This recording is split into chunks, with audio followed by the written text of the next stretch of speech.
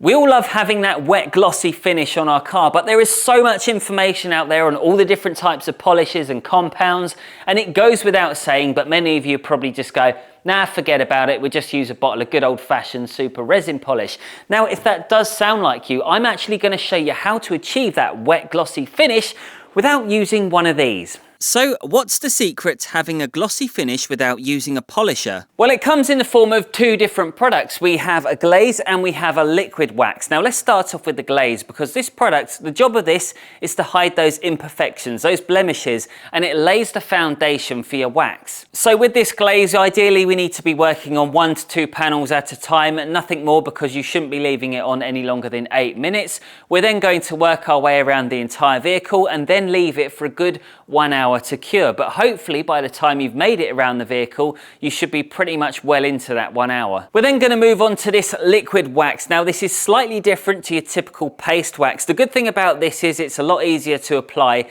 than your paste waxes, and to be honest with you, I'm not really a massive fan of these. I prefer to get my car cleaning done as quickly as possible, but I know there are lots of people out there who actually enjoy using it.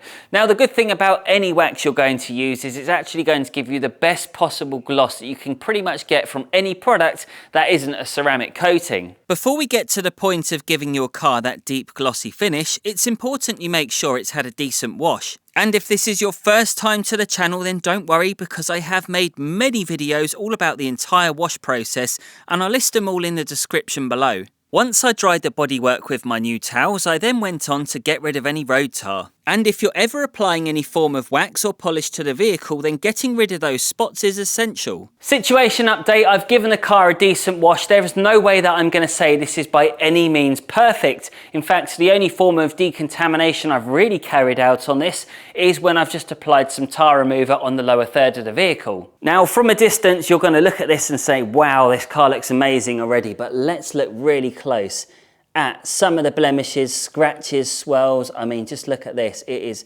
horrendous. This ideally needs a machine polish, 100%. However, this won't be happening, because that's not what the car's booked in for. This is in for a freshen up for an event, so the client wants it to look as nice as possible, but within their budget. And what the customer sees and what a pro detailer sees will always be vastly different. Oh wow, this literally just spreads over like butter. It's lovely.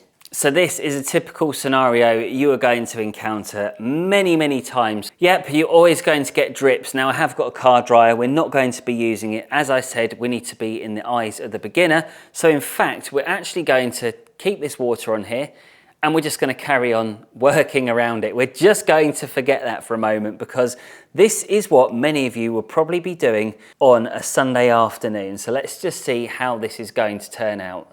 I'm only working on a few panels at a time because we're in the colder months now, so I can get away with it. And the rule is to let it haze over, but no longer than 8 minutes. So in the summer months, I'd recommend cutting that figure in half. Buffing off, I noticed no problems when in contact with water. It was just a simple case of wiping away and then being left with a glorious finish. This is looking good. We haven't even got to the wax yet. One thing I will say about glazes is they don't powder up. It's not like a compound that breaks down any of that clear coat. So you're not really dealing with any mess. I mean, it's just literally mopping it up. Right, this car is now sat around for 1 hour. It's fully cured and we can start to apply the wax.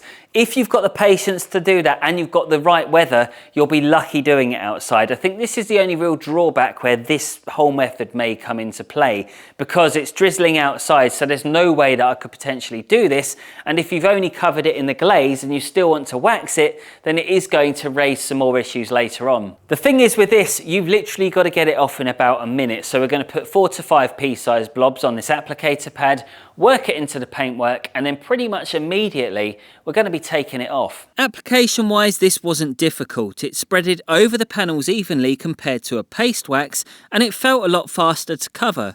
Here we go. It's almost like the wax has dissolved. It's weird, actually. There's not really a lot to see there to remove, so I think that would actually be quite difficult. So you need to make sure that you work on one panel at a time, just so you can remember where you've been. I think the real downside with waxing cars is the amount of time that it takes, because as I've previously done in other videos where we've used ceramic foam sealants, and they've always worked to charm very quickly.